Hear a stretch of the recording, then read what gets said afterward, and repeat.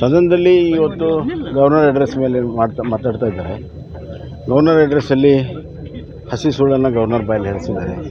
ಮತ್ತು ಅದನ್ನು ನೋಡಿದಾಗ ಹಿಂದಿನ ಸರ್ಕಾರದ ಸಾಧನೆಗಳು ತಮ್ಮದೊಂದು ಬರ್ಕೊಳ್ಳೋದು ಬಿಟ್ಟರೆ ಈ ಸರ್ಕಾರ ಯಾವುದು ಸಾಧನೆ ಸ್ಪಷ್ಟ ಆಗ್ತದೆ. ಅದ್ರ ಮೇಲೆ ಚರ್ಚೆ ಆಗ್ತದೆ.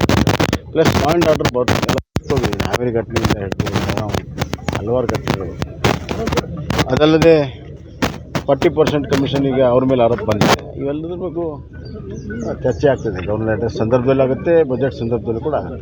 40% ವಿಚಾರ ಮಾಡಿ ಕೆಂಪಣ್ಣ ಅವರು ನಿನ್ನೆ ಕೊಟ್ಟಿರುವಂಥ ಸ್ಟೇಟ್ಮೆಂಟ್ ಮತ್ತೆ ರಿವರ್ಸ್ ಮಾಡಿರುವಂಥ ಅವ್ರಿಗೆ ಒತ್ತಡದಲ್ಲಿದ್ದಾರೆ ಅಂತ ಭಾಳ ಸ್ಪಷ್ಟ. ಸರ್ಕಾರನೇ ಒತ್ತಡ ಹಾಕಿದೆ ಖಂಡಿತ. ಖಂಡಿತ ಅಷ್ಟೇ ಅಲ್ಲ, ಈಗ ಕೋರ್ಟ್ ಕೂಡ 2ನೇ ಬಾರಿ ಅಬ್ಸರ್ವೇಷನ್ ಮಾಡ್ತಿರುವಂಥದ್ದು. ನಿಮಗೆ ನಮ್ಮ ಹತ್ತಿರ ದುಡ್ಡು ಇಲ್ಲದಕ್ಕಿಂತವೆಲ್ಲ ಕಮಿಷನ್ ಮಾಡ್ಕೊಂಡು ಕೂತಿರೋದು. ಈಗ ನಿನ್ನೆನೂ ಕೂಡ ಹೇಳಿದರೆ 6 ವಾರದಲ್ಲಿ ನೀವು ಇದನ್ನು ಇತ್ಯರ್ಥ ಮಾಡಬೇಕು, ಇಲ್ಲದೇ ಇದ್ದರೆ ನಾವು ಪೇಮೆಂಟ್ಗೆ ಆದೇಶ ಮಾಡ್ತೀವಿ ಅಂತ.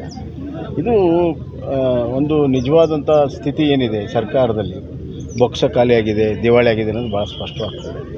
ನಾವು ಹೇಳೋದು ಅಷ್ಟೇ ಅಲ್ಲೇ ಕೋರ್ಟ್ ಕೂಡ ಹೇಳೋಕ್ಕೆ ಶುರು ಮಾಡಿದೆ. ಸರ್ಕಾರ ಈಗಾದ್ರೂ ಕೂಡ ತಮ್ಮ ನಾಚಿಕೆ ಬಿಟ್ಟು ಎಚ್ಚೆತ್ತುಕೊಳ್ಬೇಕು. ಮತ್ತು ಯಾರ್ಯಾರು ಸರಿಯಾಗಿ ಕೆಲಸ ಮಾಡಿದ್ದಾರೆ ಅವರಿಗೆ ಹಣ ಕೊಟ್ಟರೆ ಮುಂದಿನ ಕೆಲಸಗಳಾಗ್ತವೆ.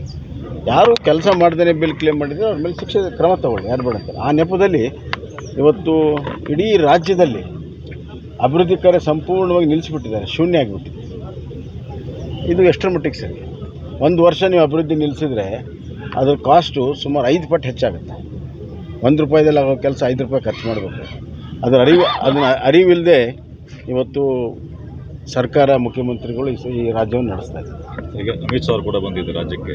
ಆ ಸಂದರ್ಭದಲ್ಲಿ ಯಾವಾಗ ಟಿಕೆಟ್ ಹಂಚಿಕೆ ಫೈನಲ್ ಆಗೋ ಅಭ್ಯರ್ಥಿಗಳು? ಇದೆಲ್ಲ ಈಗ ನಮ್ಮದು 17-18ಕ್ಕೆ ರಾಷ್ಟ್ರೀಯ ಕೌನ್ಸಿಲ್ ಮೀಟಿಂಗ್ ಇದೆ. ಅದಾದಮೇಲೆ ಪ್ರಕ್ರಿಯೆಗಳು ಶುರು ಆಗ್ತವೆ. ಜೆಡಿಎಸ್ ಜೊತೆಗೆ ಟಿಕೆಟ್ ಹಂಚಿಕೆ ವಿಚಾರ ಕೂಡ ಅವತ್ತೇನಾದ್ರು ಫೈನಲ್ ಆಗಬಹುದು. ಅದು ನಮ್ಮ ಒಟ್ಟಾರೆ ಕರ್ನಾಟಕದ ವಿಷಯ ಬಂದಾಗ ಅದು ಕೂಡ ಚರ್ಚೆ ಆಗುತ್ತೆ. ನೀವು ಇನ್ನು ನಮ್ಮ ಚಾನಲ್ ಸಬ್ಸ್ಕ್ರೈಬ್ ಮಾಡಿಲ್ಲ ಅಂದ್ರೆ ಈಗಲೇ ಸಬ್ಸ್ಕ್ರೈಬ್ ಮಾಡಿ, ಶೇರ್ ಮಾಡಿ, ಲೈಕ್ ಮಾಡಿ.